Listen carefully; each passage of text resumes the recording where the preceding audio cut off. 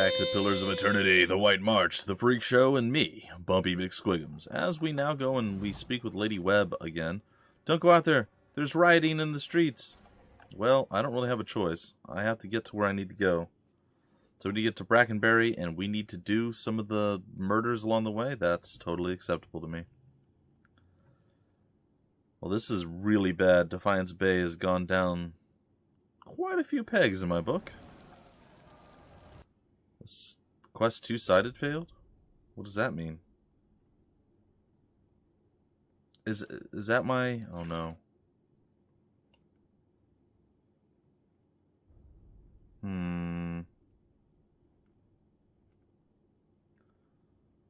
Was that my mission that I needed to do? I bet it was. I don't see it, guys and gals. I'm sorry. Just give me a moment to look. Are these only quests that we've completed, or quests that we've also failed? Nope, the battle for Yenwood Field is still there, so we'll still have to do that one at some point.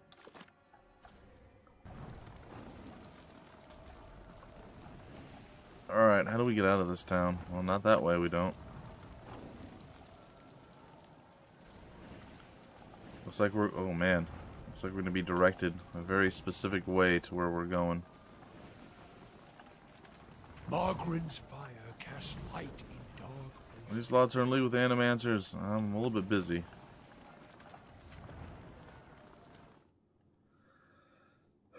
Well, Defiance Bay just got a lot more interesting.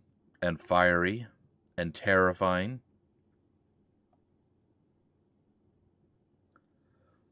Huh.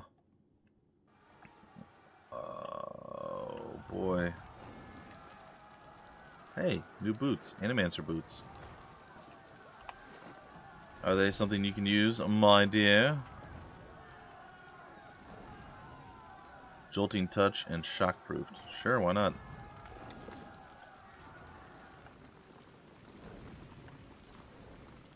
Oh, look. The fountain runs red with blood. Oh, Lady Webb, I hope you're okay. I have a feeling your buddy Thaos is coming to visit you. I should also, before we 100% commit to this... Yeah, that's a bad sign. I'd like to see what that thing is that we gained.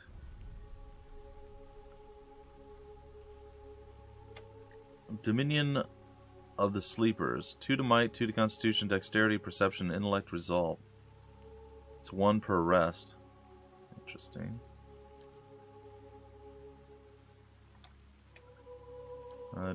Druid boar regeneration. Okay. Towering physique. Sure.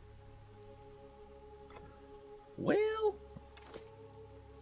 this is bad for sure.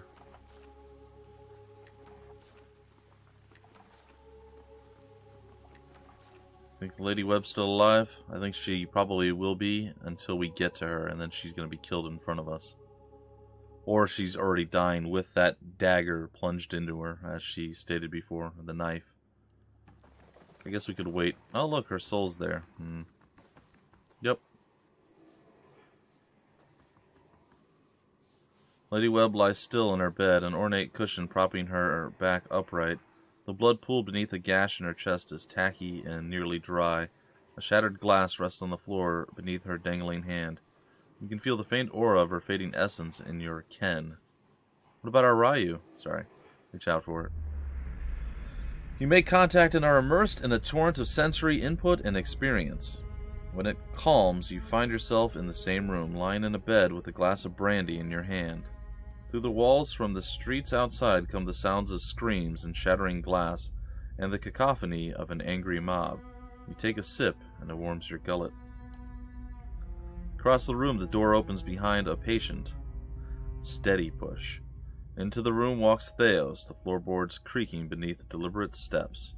You wait until the last of the brandy has trickled down your throat before you speak. I was a fool to think I could tame these people. You came closer than most. A fine epitaph. No worse than any.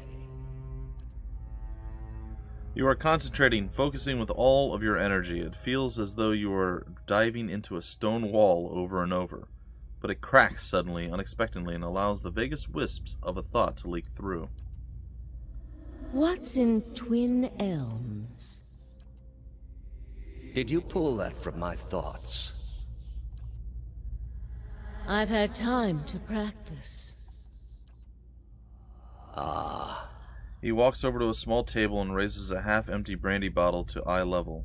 He seems to approve of the selection and begins to reach for an empty glass. I was saving that for someone. Pity. He replaces You know this is how it has to be.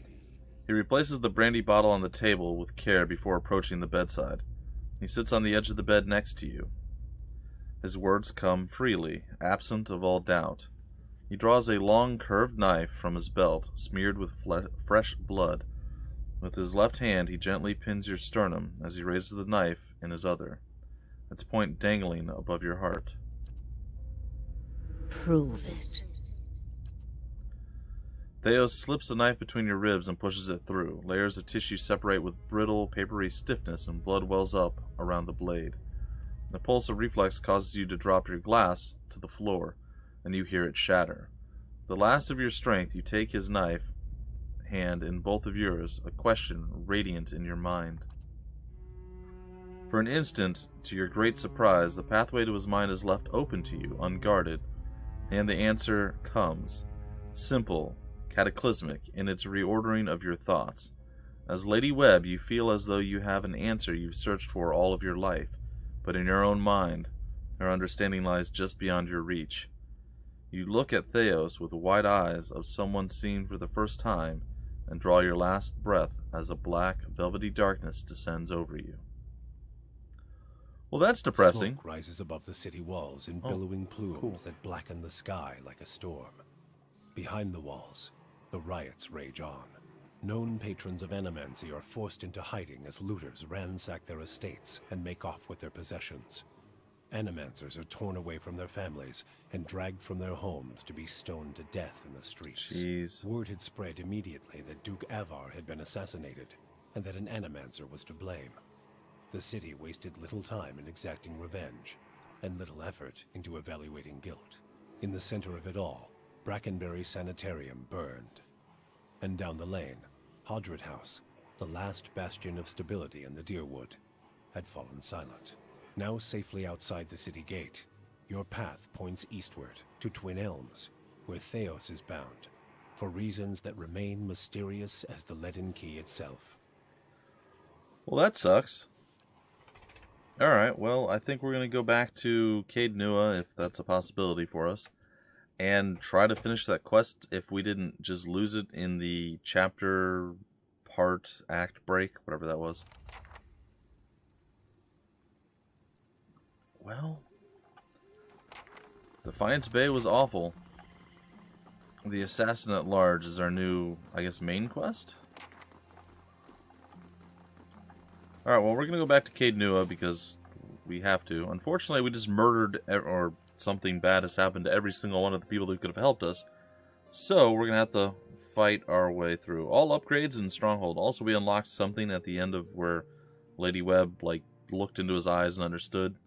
There was some other achievement I didn't actually read, so I have no idea what that is, but I'll check it out when I get done, I guess, recording this episode, because I have about an hour or so that I'm going to spend doing something else.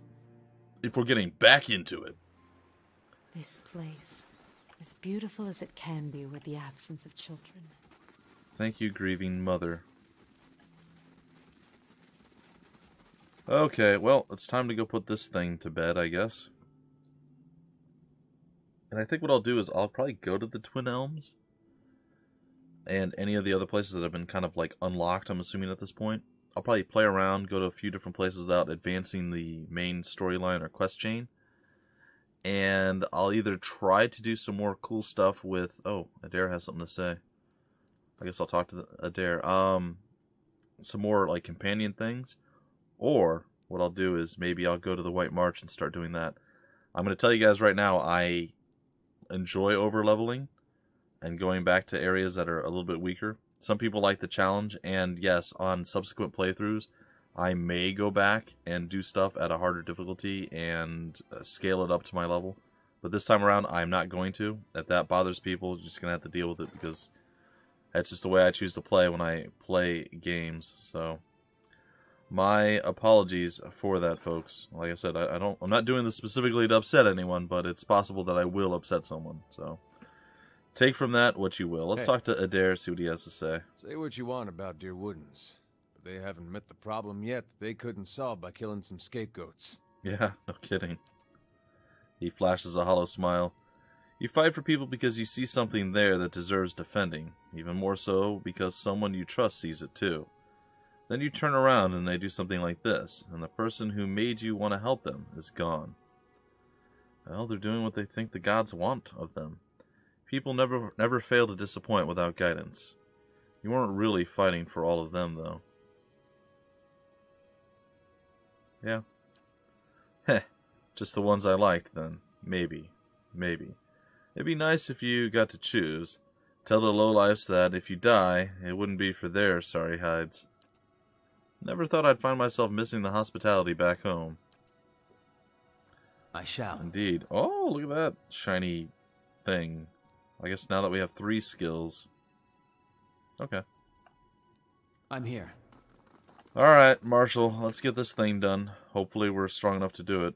Actually, hold on. I don't want to get these things done. I needed to talk to the steward for something. What was it? My lord. My lord, you've received a letter. This is the White delivered March. with some urgency as it happens. I thought the messenger might swoon, poor dear. It's from Stalwart.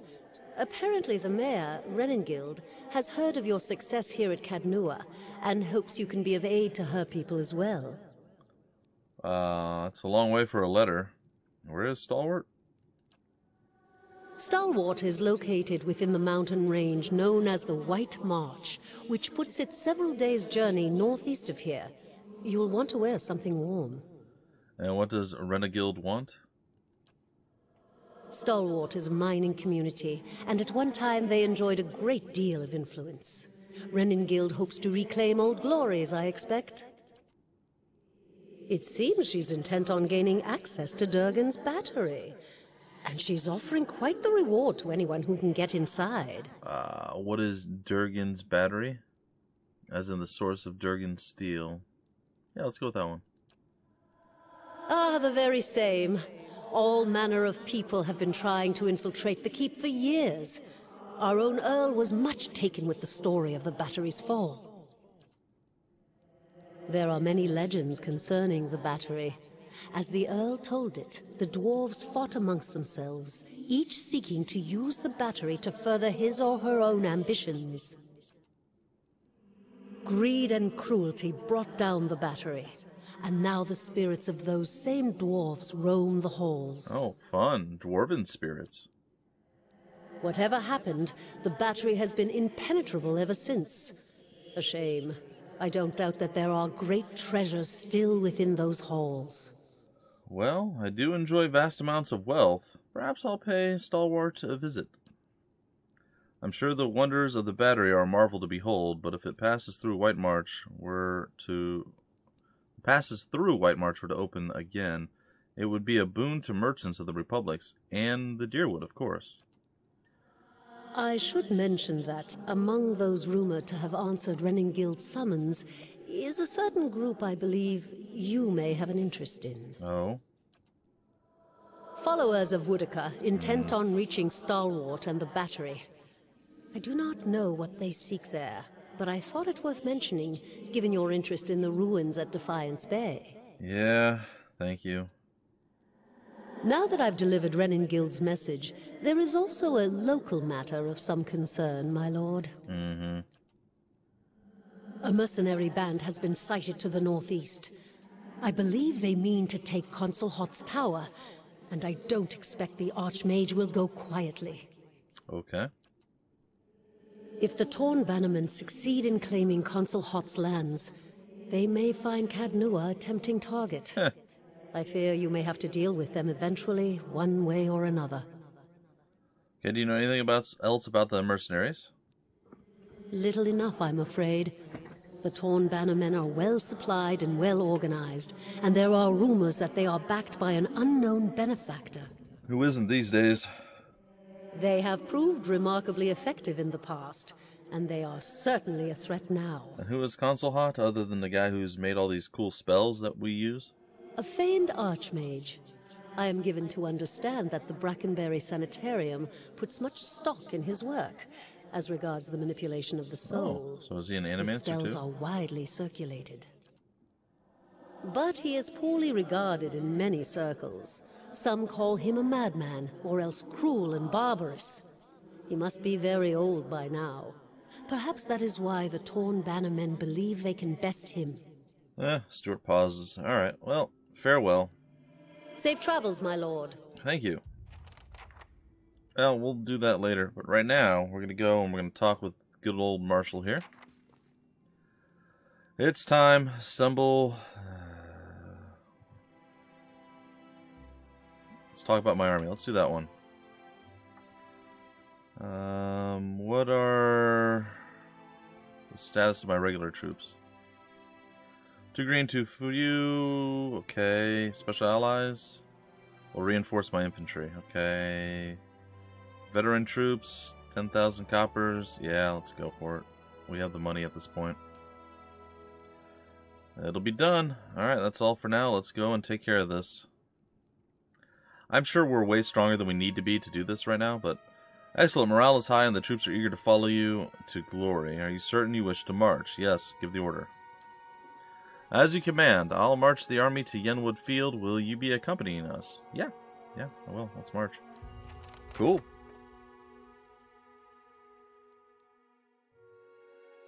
Let's go kick this guy in his teeth and call it a day. Be like, hey, what's up, Gathbin? How dare you try to claim K-Duke? My teeth! And then it's over. Alright. Meet your army at Yenwood Field and defeat Lord Gathbin. As you crest a small hill overlooking Yenwood Field, Lord Gathbin's army is a flurry of activity scurrying to and fro. Even from this distance, you can hear the drums of war beating their steady cadence, designed to intimidate their foes while organizing the rank and file into battle formations. Marshal Forwin, or Forey, whatever, anyway, approaches. You've arrived just in time. Lord Gathbin's forces are beginning to move. An attack is imminent. Any idea what Gathbin is planning? Sound the horn. It's time to finish and inspect your forces. Local militia constitutes the majority of the army, but veteran soldiers have organized the ranks and walk amongst the young, unseasoned warriors, offering advice or the occasional joke. They cheer, striking sword or shield as you pass, in thunderous approval of their lord. Any ideas? He strokes his chin. His ultimate objective is to face you in battle and to be seen defeating you. I doubt he is foolish enough to challenge you to single combat, of course. Alright, let's go. The marshal begins barking orders and your troops quickly form up. Gathbin's armies follow suit as the deer and war drums echo across the field. Within a few moments, the marshal raises a brass horn and the visage of a mighty boar to his lips. He looks at you expectantly. For Cade Nua, send these Adiran dogs to Barath. Tonight, the ravens will feast on our enemies while we drink. Do quiet things behind closed doors and revel in glorious victory. Raise your weapon above your head and scream at the top of your lungs. I like that one, actually. For Cade Nua. Your troops bellow across the field, pounding weapon to shield as the marshal's horn sounds. Dozens of bowstrings twang in unison behind you as your archers unleash a hail of arrows at Gathbin's army. The missiles hiss through the air with deadly accuracy, felling scores of enemies. In a bold move, Gathbin points his sword toward your position, given an unheard order. His infantry, shields raised, charge the field. Okay. Your infantry charges headlong into the enemy infantry in the center of the field. The cacophonous sound of metal on metal is nearly deafening as the two forces collide. The fighting is fierce and the screams of the dying numerous. Led by veteran warriors rallied to your cause, the troops fight valiantly and appear to be holding their ground. The battle thus far appears to be a stalemate. Well, that's not good. Then, a group of Adirian battle mages emerges from behind the enemy lines. They begin weaving their hands in unison with practiced precision. Suddenly, waves of arcane fire erupt amongst your troops. The acrid smell of smoke and burning flesh is nearly overwhelming. From the left flank, a unit of Rautuai, those guys. The Rautuai, I guess it is. Berserkers clad in plate armor and wielding greatswords begin to collapse the left side of the line. The ground is thick with the dead as they press their advantage. Meanwhile, bleak walker paladins dressed in dark armor and carrying sword and shield stride back and forth behind Gathbin's lines, rallying his warriors and exhorting them to fight harder. As the battle rages, Marshall looks to you for orders. Take out the berserkers. We need to deal with those battle mages. Let's study the battlefield. Everyone on me, charge. Battle mages. What's your plan, Lord, a player named Gus? Send in the Crucible Knights. The Knights lock shields and drive forward in a wedge formation through the enemy lines. The formation allows them to penetrate the line quickly, but leads to heavy losses. As they reach the battle mages, their formation falls apart. The battle mages cease their magic attacks against your lines, as the remaining knights put them to sword. But you fear the maneuver has sealed a grisly fate for the last of the knights. Probably should have gone after the berserkers. Well, take out the berserkers. Shakes his head. We have no allies available to throw against them. Our only hope is to break through the line and kill them. Well, I guess we're charging. As the remainder of your forces charge, a horn sounds in the distance. A new contingent of warriors crests a nearby hill. As Gathbin's reinforcements charge headlong into the fray, his other troops cheer triumphantly. The new arrivals quickly join Gathbin's forces on the field. As the battle rages, your forces fight valiantly, pressing ever forward. Casualties on both sides are high. Victory remains elusive for either side. A player named Gus, Lord Gathbin strides through the carnage, his elite guards accompanying him. We both knew it must come to this. Come now, it's time to put you down like the dog you are. Here I am, let's finish this.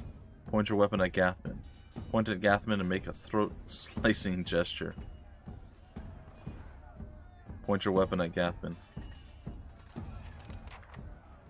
Holy... this is amazing! But it has to be amazing another time, ladies and gentlemen. I don't particularly like how badly the battle seemed to have gone for me. Oh my god, that's so cool. But it looks like we're going to have one heck of a battle here in a few seconds. And we'll see how it goes. I believe our group of people is probably more than enough to deal with them. I will say, at this particular moment, having Pallegina in the group, far less impressive and far less cool than having Aloth right now, because Aloth could definitely do some massive damage to these guys with his AoE spells and everything else. So I may eventually switch Pallegina out. I find her to be kind of the more underwhelming of all my people.